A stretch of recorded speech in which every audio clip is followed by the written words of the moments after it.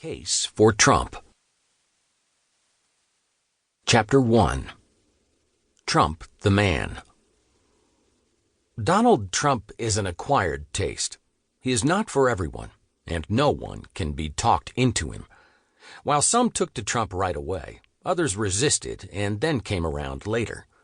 Many will never support Trump, no matter how convincing an argument you present to them. Trump is a journey you take alone. For a politician, Trump's character is uniquely polarizing. We're used to sweet-talking, suave politicos who twist themselves in knots in their efforts to win over voters. Trump is certainly not one of that variety. He is a larger-than-life personality whose manner and style often loom larger than his policy agenda. Some voters love that personality while others hate it. So, while any voter, and especially Catholic voters, can appreciate Trump's policy accomplishments, his perceived character is often a sticking point. That's why it's essential to start with Trump the man before addressing his considerable policy accomplishments. Trump voters, whether Catholic or not, have already dealt with the more flawed aspects of his life story. Those who were reluctant to vote for him because of those imperfections now have nearly 4 years of his accomplishments that may help them overcome that reluctance. But despite his flaws, which we will address in due course, Trump's character has considerable virtues.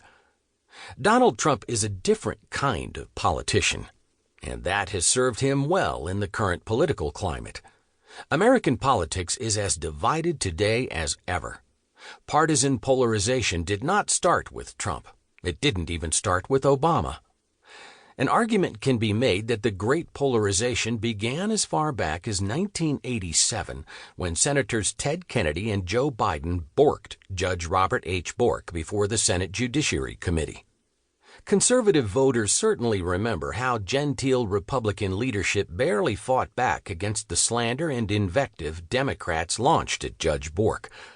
Most elected Republicans considered it ungentlemanly to fight back, not realizing that the attacks against Bork were an attack against their constituents.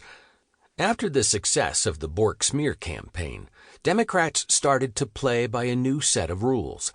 By weaponizing the media, they tried to pressure their colleagues across the aisle into submission. Republican officials didn't get the memo, but conservative citizens saw the new state of play. Conservatives remember how the Democrats tried to lynch Clarence Thomas. We remember how the left burned George W. Bush in effigy, calling him a fascist and Hitler, while he remained presidential and above the fray. Some may have been proud of him for taking the high road, but many wished he would fight back.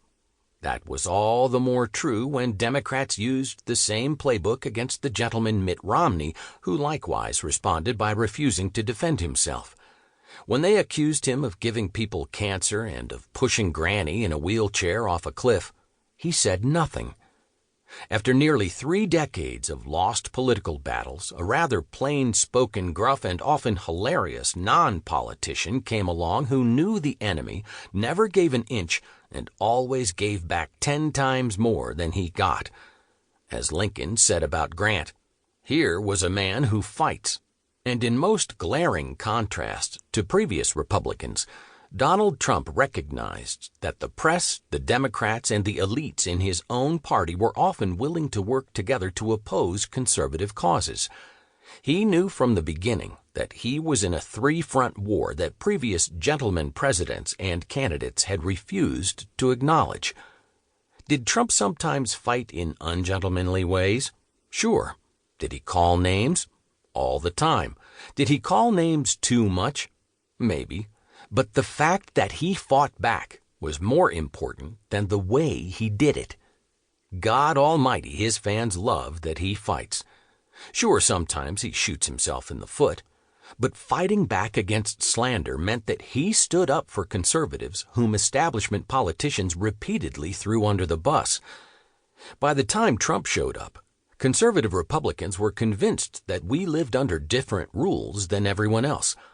While some sob sisters on the right try to enforce this different set of rules, most conservatives are focused on achieving policy victories. As professional conservatives,